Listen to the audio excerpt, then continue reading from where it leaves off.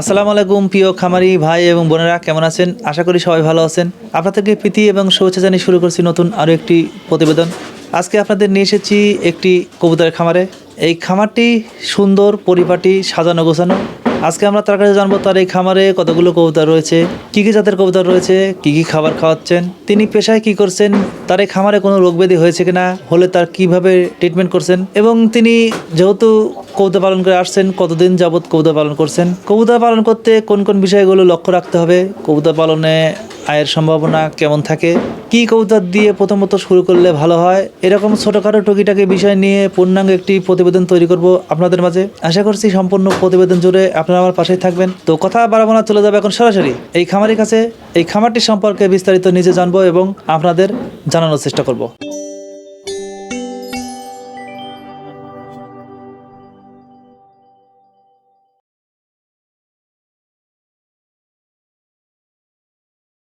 আসসালামু আলাইকুম। ওয়ালাইকুম আসসালাম। কেমন আছেন? জি, আপনাদের দোয়ায় ভালো আছি ইনশাল্লাহ, আলহামদুলিল্লাহ। আচ্ছা, প্রথমে আপনার কাছে থেকে আপনার নামটা এবং আপনার পরিচয়টা যদি দর্শকের উদ্দেশ্যে দিতেন। আসসালামু আলাইকুম। আমি এস এফ রেজাউর রহমান। আমার পেশা শিক্ষকতা। আমি একটা কলেজে শিক্ষকতা করি, ডিপার্টমেন্ট অফ ইংলিশ। আমার হোম ডিস্ট্রিক্ট নাটোর জেলার গুরুদাসপুর থানার ধারাবাহিক গ্রামে। আমার শিক্ষকতার পাশাপাশি অ্যাকচুয়ালি আমি ছোটোবেলা থেকে আমার কবুতর পালার খুবই শখের বশেই আমি আসলে অ্যাকচুয়ালি কবুতর পালন করি। আচ্ছা, আমরা জানতে চাচ্ছি আপনার এখানে কত জাতের কবুতর আছে এবং কতগুলো আছে? অ্যাকচুয়ালি আসলে আমি ওইভাবে কবুতর পালনে ওইভাবে করি না। আমি কমার্শিয়ালি কবুতর আসলে পালি না, শখের বসে আমি কবুতর পালি। আমার শিক্ষকতার পাশাপাশি যে আইডিয়াল সময়টুকু পাই, যে অবসর সময়টুকু পাই, যতটুকু কবুতরের পিছনে বা আমার শখের পিছনে যতটুকু সময় স্পেন্ড করা যায় ওইটুকুই সময় দিই। অ্যাকচুয়ালি আমার খামারে 3-4 জাতের কবুতর আছে। সিরাজি আছে, গিরিবাজ আছে, দেশি আছে। কিংটা আমার পালার খুব ইচ্ছা। কিংটা এখনও উঠাইনি, হয়তো আমি খুব শীঘ্রই আমি কিংটাকে আমি আমার খামারে উঠাবো। তো আসলে এই আর কি, আমি কবুতর পালনে আমি আসলে যখনই সময় পাই তখনই আসলে আমি বাসায় এসে আমার কলেজ শেষ হলে বা আমার প্রাতিষ্ঠানিক কার্যক্রম শেষ হলে আমি বাড়িতে এসে ফিরে আগে আমি বাসায় না ঢুকে আগে আমি কবুতরের খামারে ঢুকে যে কবুতর আমার কী অবস্থা আছে, কেমন অবস্থায় আছে, বা এসে আমি খাবার দাবার দিয়ে নার্সিং করি আর কি। এটা কবুতরের প্রতি ভালোবাসা থেকে? হ্যাঁ, কবুতরের প্রতি অত্যন্ত ভালোবাসা আমার। আর আসলে মানুষের সাথে বেইমানি করে, কিন্তু প্রাণীরা কখনো মানুষের সাথে বেইমানি করে না। তো সেই দৃষ্টিকোণ থেকে আসলে আমি প্রাণীদের প্রতি দুর্বল আর কি। আর তার মধ্যে আমি কবুতরটাকে আমি সবচেয়ে বেশি ফিল করি এবং আমার অনুভূতিটা কবুতরের প্রতি বেশি আর কি। আচ্ছা, কতগুলো রয়েছে সর্বমোট সব জাত মিলিয়ে? সব জাত মিলিয়ে কবুতর মোটামুটি এখন 100-র উপরে আছে। 100+? 100+ আছে। আচ্ছা, কবুতর পালন যেহেতু আপনি অনেকদিন যাবত করে আসছেন, তো কবুতর পালন করতে গেলে অনেক কিছু মেনটেন করতে হয় এবং চাকরিও আপনি করছেন, চাকরির পাশাপাশি কবুতরগুলো খাবার দিচ্ছেন, কবুতরকে দেখাশোনা করছেন। এই যে কবুতর প্রতি এত ভালোবাসা, জি, তো আমরা জানতে চাচ্ছি যে আপনি এখন বর্তমানে বাচ্চা কেমন পাচ্ছেন প্রতি মাসে? অ্যাকচুয়ালি আমার শুরুটা হয়েছিল হচ্ছে 2-3 জোড়া কবুতর নিয়ে আমি শুরু করেছিলাম। 3 বছর আজ চলছে। তো কবুতর নার্সিংটাই সবচেয়ে বড় কথা।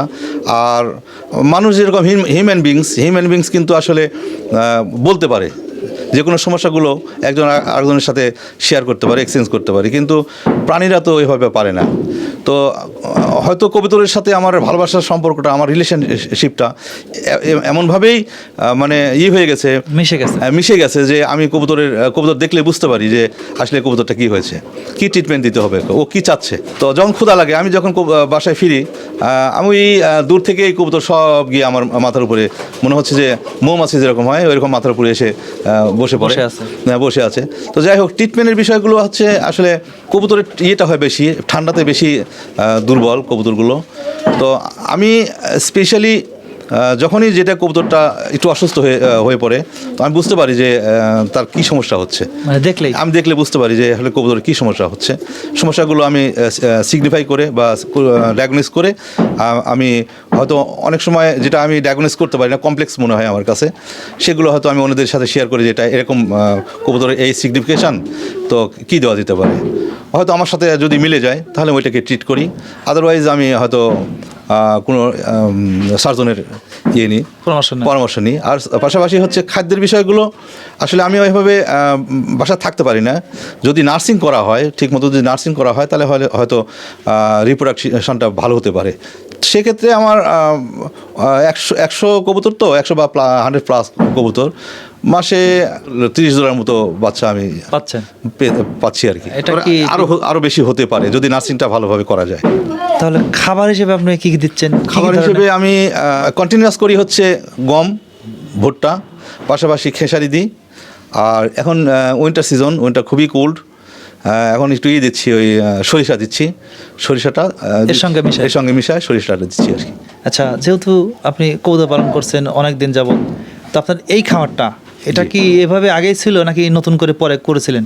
না, আমার শুরুটাই এইভাবে শুরু করেছি আমি। আমার শুরুটাই এরকম ছিল। আমি এরকম খামারটা করেই আমি 2 জোড়া কবুতর দিয়ে আমি শুরু করেছি। আচ্ছা, অনেকেই আমার কাছে জানতে চায় যে ভাই, এই যে সুন্দর খামারটা দেখালেন, এটার ঘরের মাপটা কেমন? তো আপনার ঘরের মাপটা কেমন আছে? আমার ঘরের মাপটা আছে হচ্ছে 12x11। 12x11? 12x11, 12 ফিট লম্বা, 11 ফিট চওড়া। সেটআপটা আসলে আমার ভুল হয়ে গেছে। সেটআপটা হবে হচ্ছে আপনার উত্তর দক্ষিণ। আপনার ইয়েটা হবে, ডোরটা থাকবে হচ্ছে উত্তরে, আর আপনার ইয়েটা যেটা সাইড সেটা থাকবে হচ্ছে পশ্চিমে। সো দ্যাট যেন আপনার সানরাইজটা যেন খামারের মধ্যে পড়তে পারে। এটা একটা আসলে গুরুত্বপূর্ণ বিষয়। আমি তো প্রথম করেছিলাম, এজন্য অতটা বুঝতে পারি না। যেহেতু খামার করেই ফেলেছি, এটা আমি ভাঙতে পারতেছি না। হয় ভবিষ্যতে হয়তো এটা অ্যামেন্ডমেন্ট করতে পারি। আচ্ছা, আপনার এই ঘরটা তৈরি করতে কত টাকা খরচ হয়েছিল? কারণ নতুন উদ্যোক্তা যারা হতে চাচ্ছেন তারা তো আইডিয়া চায় এবং খরচের মানে ব্যাপারটা জানতে চায়। আসলে যারা নতুন উদ্যোক্তা হিসেবে যারা কবুতর পালনে আসবে, আমার প্রথম পরামর্শ থাকবে যে আগে ব্যাপক পরিসরে না করে ক্ষুদ্র একটা পরিসর দিয়ে শুরু করে স্টার্ট করে, তারপরে তার রেজাল্টটা কী দাঁড়ায়, বা তার জায়গার যে ভলিউমটা বা খামারের যে ভলিউমটা, ওইটা ছোটো পরিসরে করে পরবর্তীতে আস্তে আস্তে বাড়িয়ে দিলে অভিজ্ঞতাটা আগে নিতে হবে। কারণ কবুতর পালনটা এমন একটা বিষয় যে কবুতর অসুস্থতা হয় বেশি। এটা আপনার হচ্ছে খাবার ঠিকমতো ডেলিভার করতে না পারলে, বা খাবার ঠিকমতো দিতে না পারলে, বা টাইমিং বিষয়টা, পরিচর্যার অভাবে হয়তো কবুতরগুলো এলোমেলো হয়ে যায়, প্রোডাকশনের সমস্যা হয়। আবার দেখা যাচ্ছে কবুতর বেড়ে ওঠে না, বাচ্চাগুলো যে প্রোডাকশনগুলো হয়, বাচ্চাগুলো ঠিকমতো হয় না।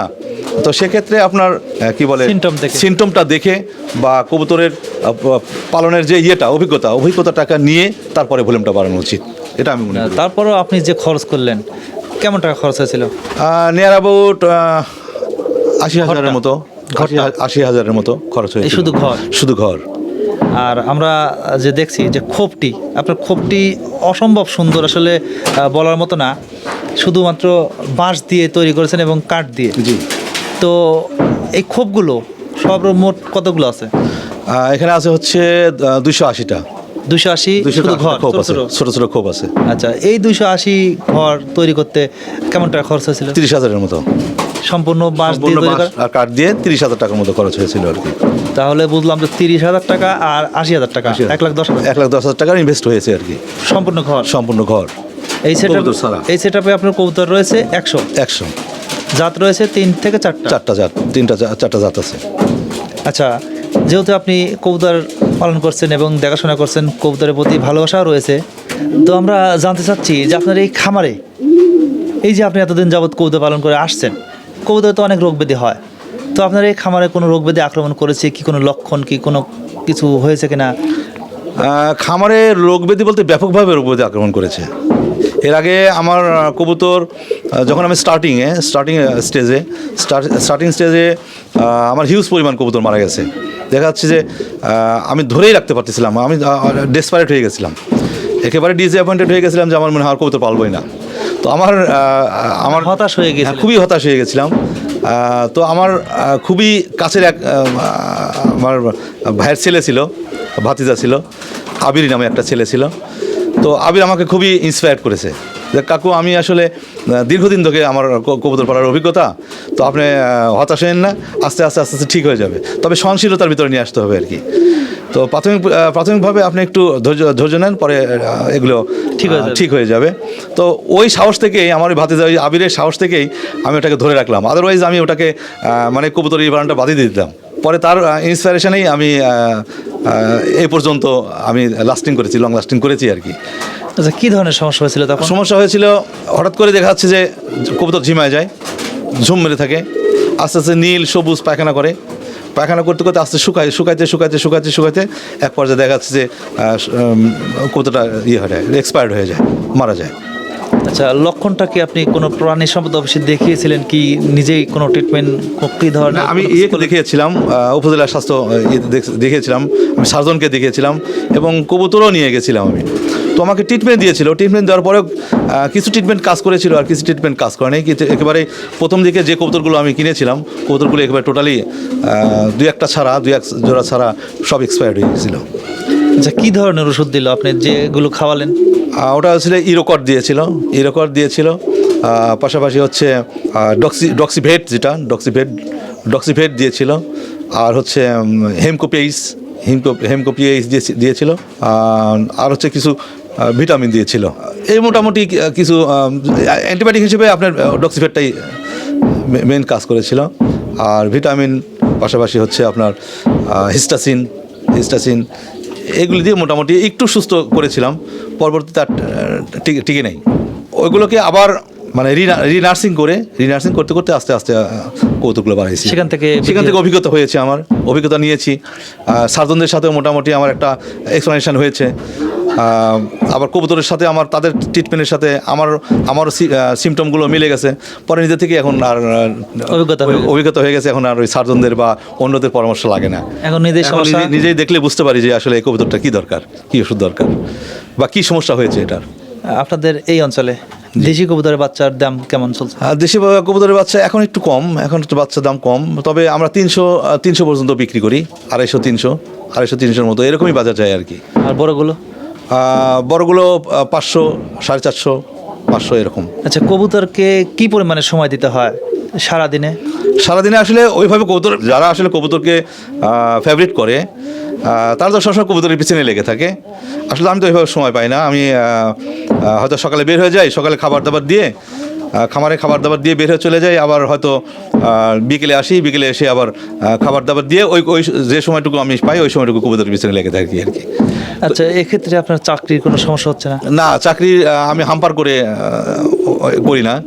চাকরির পাশাপাশি চাকরির টাইমটাকে আমি কাজে লাগিয়ে বা আমার চাকরি যে সময়টুকু স্পেন্ড করার পরে আমি যে সময়টুকু আইডল পাই, যে সময়টুকু অবসর পাই, ওই অবসরটুকু সময়টুকুই আমি কবুতরের পিছনে। সেক্ষেত্রে কবুতরের কোনো সমস্যা হয় না? কবুতর একটু সমস্যা হয়, কারণ হচ্ছে যে কবুতর হচ্ছে আসলে দেখাশোনার বিষয়, দেখভালের বিষয়।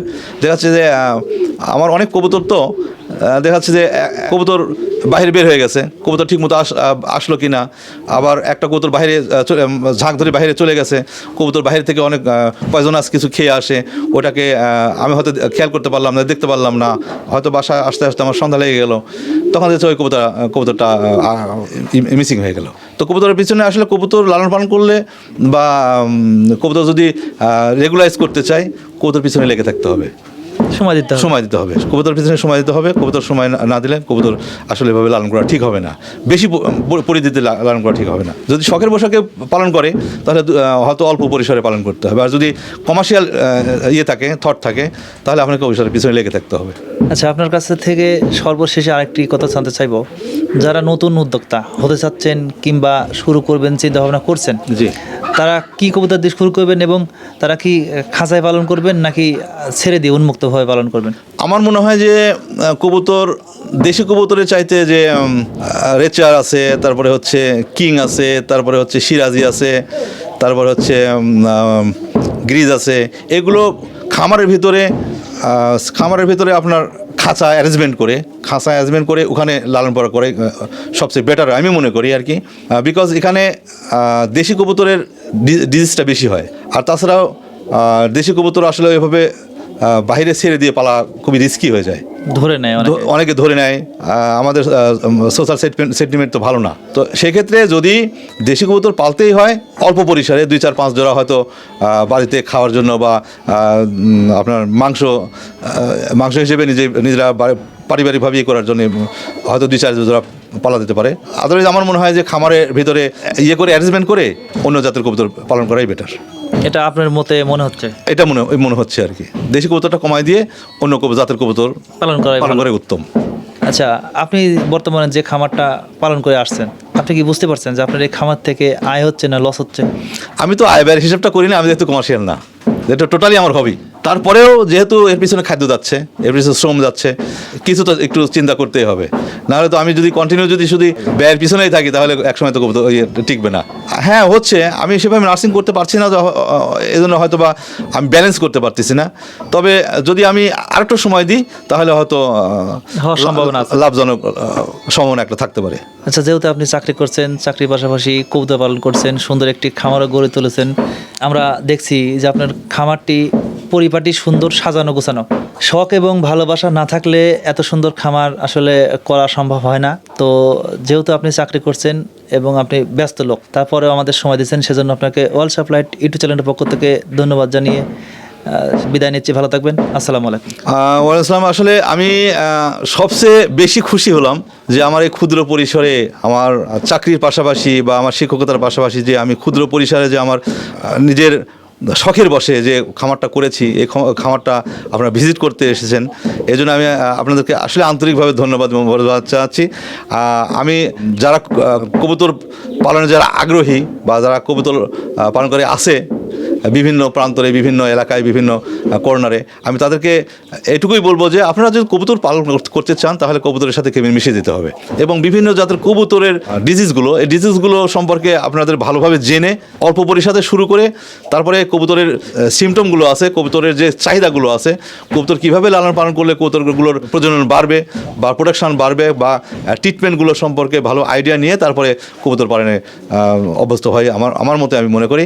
আমি সবাইকে ধন্যবাদ জানাই যারা কবুতর পালনকারী আছেন, পাশাপাশি আপনারা আমাদের এই ছোট্ট পরিসরে ছোট্ট খামারে এসে আমাকে উদ্বুদ্ধ করেছেন, এই জন্য আপনাকে আমি আন্তরিকভাবে ধন্যবাদ। আসসালামু আলাইকুম। ওয়ালাইকুম সালাম। বিদায় নেব রেজা ভাইয়ের এই কবুতরের খামার থেকে।